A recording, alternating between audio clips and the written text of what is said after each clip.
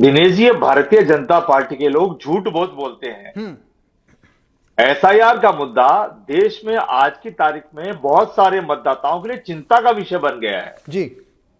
SIR होनी चाहिए। हम्म। SIR निर्वाचन आयोग को करना भी चाहिए। बिल्कुल। जिन लोगों की मृत्यु हुई है उनके नाम काटने भी चाहिए। कांग्रेस पार्टी भी कहती है, निर्वाचन आयोग भी कहता है, हम्म। जो लोग घर छोड़ के दूसरे घर में चले गए, जी। दूसरी कॉन्स्टिट्यूंसी में चले गए, उनका नाम यहां से कट के दूसरी जगह जुड़ना भी चाहिए। हम्म। जो लोग विदेश चले गए उनका भी नाम कटना चाहिए। हम्म।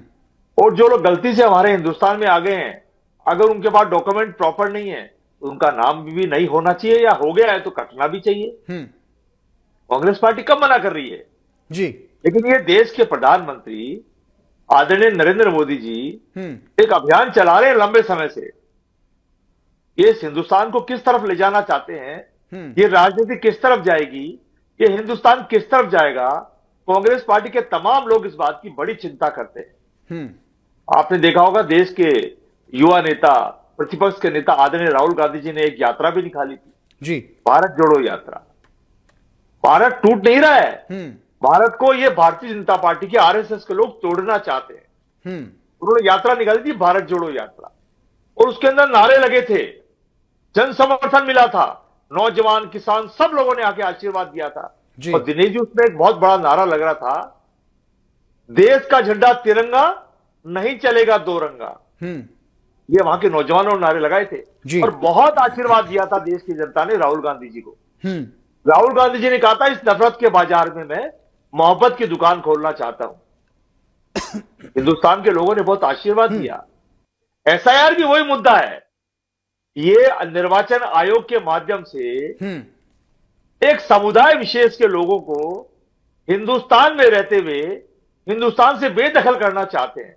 हम्म। क्योंकि ये भारतीय जनता पार्टी जानती है कि वो समुदाय विशेष कांग्रेस पार्टी की बहुत बड़ी वोट बैंक है, बहुत बड़ी ताकत है, ये उसको कमजोर करना चाहते हैं।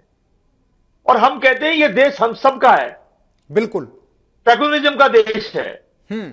तभी पूरी दुनिया के अंदर जो हिंदुस्तान नाम का जो गुलदस्ता है, जी। वो बहुत प्यारा गुलदस्ता है। हम्म। उसको एक खंडित करना चाहते हैं। इस हिंदुस्तान नाम के गुलदस्ते के अंदर हिंदू, मुसलमान, सिख, ईसाई, जैन, बौद्ध, गरीब, अमीर, सब लोग इस गुलदस्ते के फूल है, फुलवारी है। लेकिन ये भारतीय जनता पार्टी के नेता अन्य अन्य माध्यम से इस फुलवारी को उजाड़ना चाहते हैं। कांग्रेस पार्टी राजस्थान के अंदर विधानसभा में भी यही मुद्दा लेकर आई। लेकिन विधानसभा अध्यक्ष जी का धन्यवाद है कि उन्होंने कहा कि हम इसके ऊपर चर्चा करवाएंगे। चर्चा होगी तो कांग्रेस पार्टी मैं सबूत, राहुल गांधी जी की तर्ज पर मैं सबूत विधानसभा में तथ्य पेश करेगी, और निर्वाचन आयोग के लिए विधानसभा में भी सबसे निवेदन करेगी कि मेहरबानी करके निर्वाचन आयोग से कहिए कि हमारे हिंदुस्तान को एक मुट्ठी में बंधे रहने दीजिए। कभी जाति और धर्म और भाषा बोलने वाले लोगों को बंधे रहने दीजिए। जो नियमबद्ध तरीके से नाम कट रहे हैं उसमें कांग्रेस पार्टी को कोई ऐतराज नहीं है। लेकिन भारतीय जनता पार्टी या निर्वाचन आयोग टारगेटेड कोई काम करेगी, कांग्रेस पार्टी उसका विरोध करेगी। ठीक है राजकुमार शर्मा साहब। मैं अब बात आती जर्जर भवनों की, स्कूल की बात। बिल्कुल। दिनेश जी, राजस्थान में पिछले 4-5-6 साल से बारिश बहुत अच्छी हो रही है। इंद्र देवता का धन्यवाद है। ये भारतीय जनता पार्टी वाले तो धन्यवाद देंगे ही नहीं देवता को, कभी भी। ये तो देवताओं के नाम पर, राम जी के नाम पर, गाय के नाम पर सत्ता प्राप्त कर लेते हैं, उसके बाद भूल जाते हैं।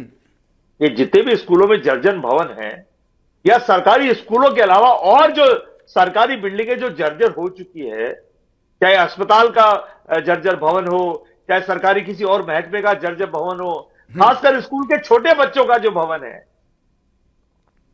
छतें गिर रही है, बच्चे मर रहे हैं। और राजस्थान के मुख्यमंत्री को फुर्सत नहीं है कि शिक्षा मंत्री को सस्पेंड करे या किसी बड़े अधिकारी को सस्पेंड करे।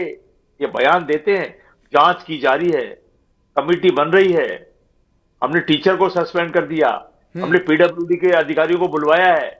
जब कांग्रेस पार्टी बार बार कह रही है और वो स्कूल का प्रशासन बार बार कह रहा है, पंच सरपंच बार बार कह रहे हैं कि हमारे स्कूल की बिल्डिंग की हालत ठीक नहीं है, इसको रिनोवेट कराइए, तब तक कोई वैकल्पिक व्यवस्था करिए।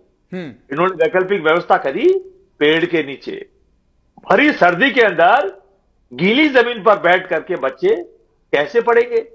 ठीक है राजकुमार शर्मा जी, फिर आएंगे। ठीक है, बिल्कुल बिल्कुल कैसे जाएंगी? बिल्कुल, आपकी चिंता तो जायज है भारतीय शर्मा जनता सर, पार्टी आपकी चिंता मुद्दों पर जायज है। चर्चा करिए विधानसभा में।